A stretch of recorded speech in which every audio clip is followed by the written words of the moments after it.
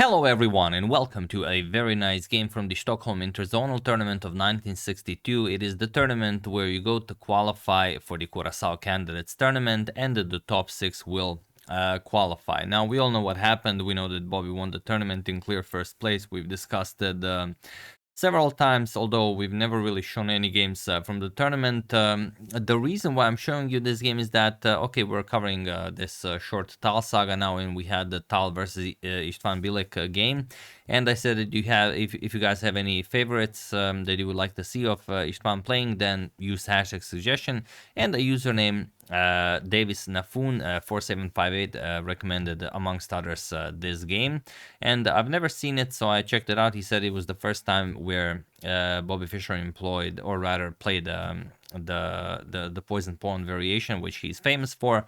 It's not the first time he played it. It is the first time Bobby actually won. Now, what you probably think, okay, why are you showing us a game where Bobby won if we're talking about a game where that Istvan Bilek played? Well, we're gonna get to that.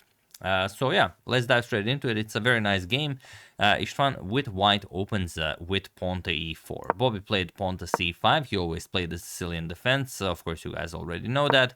Knight f3, d6, and pawn to d4. We have captures, knight to f6, knight to c3, and the Najdorf Sicilian is on the board. We have bishop to g5. This is the most played line even today. In the previous video, I mentioned that, I usually play a rook to g1 or maybe pawn to h3, the Adams attack. But seeing Tal and now Fischer play bishop to g5, I'm gonna return to the main line, and see what happens. Maybe I have a good time. Pawn to e6, we have pawn to f4 and queen to b6. We have the poison pawn variation by Fischer. Queen to d2, and now he captures the poison pawn. Queen captures on b2. This is offering the pawn is the best possible way to play for white, and capturing the pawn is the best possible way to play for black. So it's a fun variation for both. Rook to b1, queen a3, and now pawn to e5. This is a very dangerous line, and Bobby Fischer created some very unique lines that people could use for years to come against this queen to a3 line that were not known back in the day.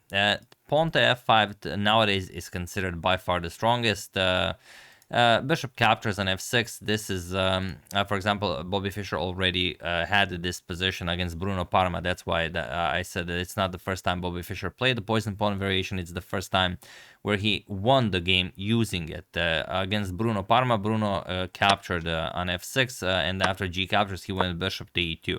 It was played in Bled in 1961, also a tournament we've covered quite a few games from it, but that game against Bruno Parma ended in a draw. Here we have pawn to e5, and this is, I think, the most barbarian-like line and the most enjoyable one to play. Even today, maybe it's not the strongest way to play. You will, have amazing games if you play this against your opponents.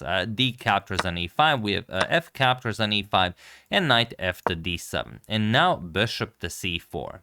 Now bishop to c4, nowadays knight to e4 is considered to be the most tactically interesting one, and also I believe the one that offers white the most chances to win.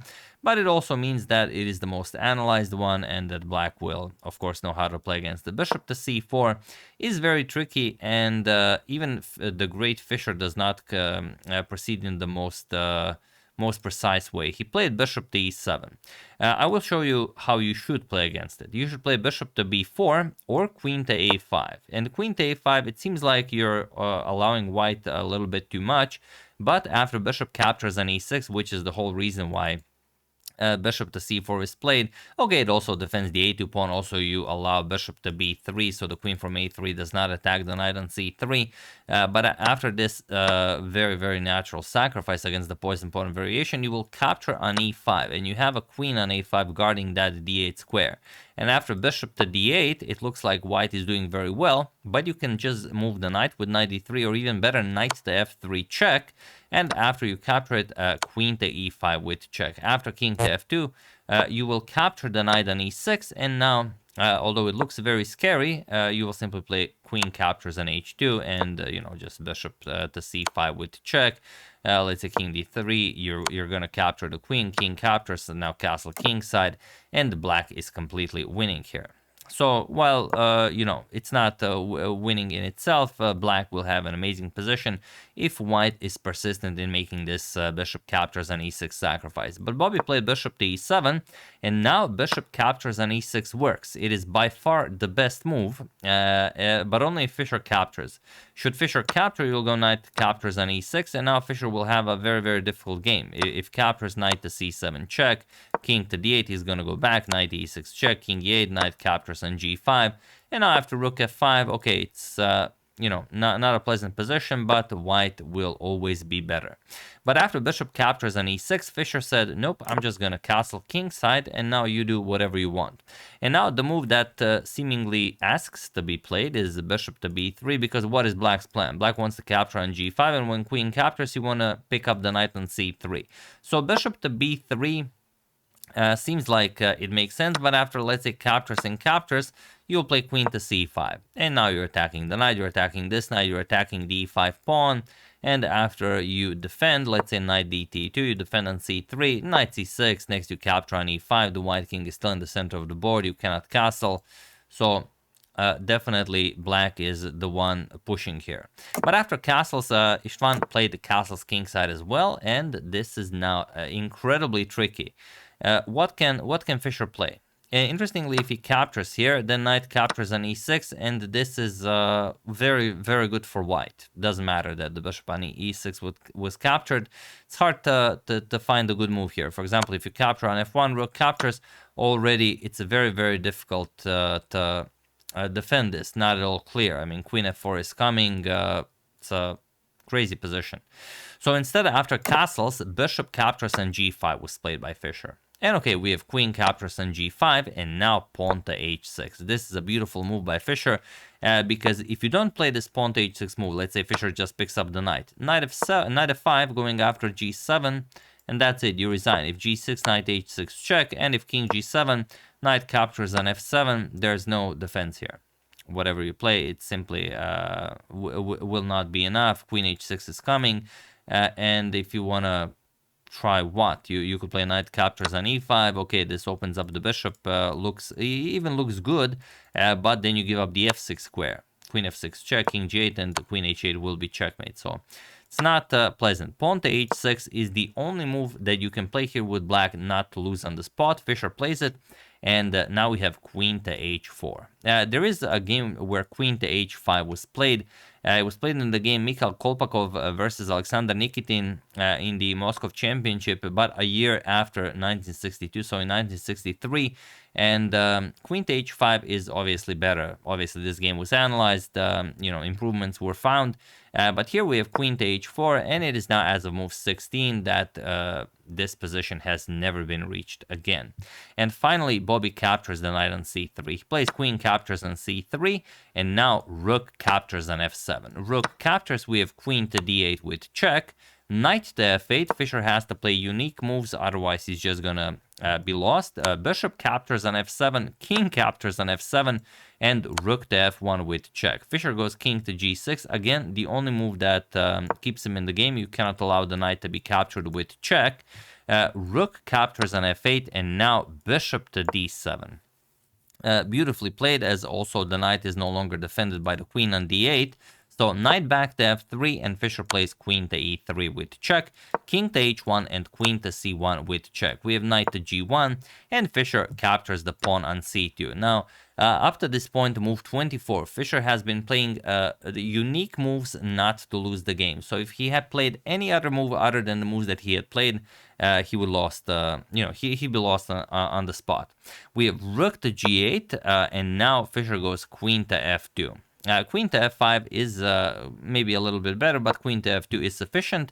Rook to f8 attacking Fischer's queen, and now he captures the a2 pawn as well. And now we have rook back to f3, and Fischer played king to h7. He got his king to a safe square, and believe it or not, the position is completely equal, but it was in this position on move 27 that Istvan Bilek lost on time.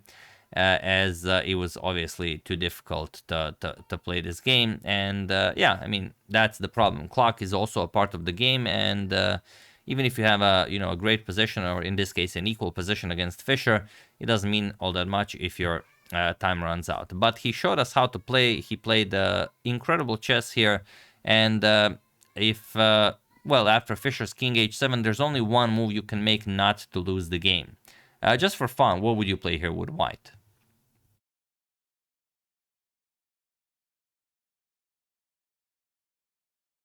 So pretty sure you all decided on rook to f8, and no moves other than that really make sense. You have to get that king running to g6.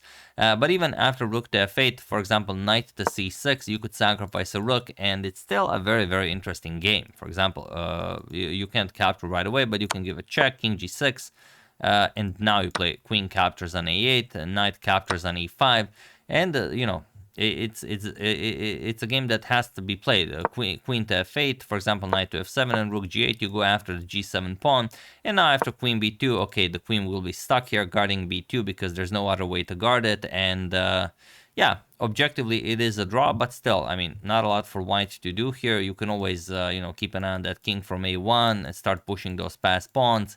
I mean, it's a wild position, and like I said, objectively it's a draw, but it was enough, complicated enough for Istvan Bilek to lose in time here against Fischer. But yeah, definitely a nice showing. Sometimes even a draw against Fischer can be heralded as a victory, so they say. And yeah, Fischer won this game, not only this game, but also the tournament without losing a single game, 17.5 points out of 22. In clear first place, second place, Yefim Geller and Tigran Petrosyan, Viktor Korchnoi and Miroslav Filip on 14 points, and Svetozar Gligoric on 13.5 in sixth place. They qualified. Those are the top six that qualified for the Curaçao Candidates Tournament. Also, we've covered some of the games from there. Also from the perspective of Bobby Fischer. But I always say, if you have a nice game from a nice tournament, feel free to use that hashtag suggestion, and I will very, very gladly go over it. So yeah, that's the game. Hope you guys enjoyed it. Basically showcasing a nice game by Istvan Bilek, but Bobby wins again. That's just how things were in those days. I would like to thank E1 Czech, Only Bullet, Random Pawn, Douglas Van Bathuinsen, and Samuel Kamuli for a contribution to my channel. Thank you a lot, really appreciate it.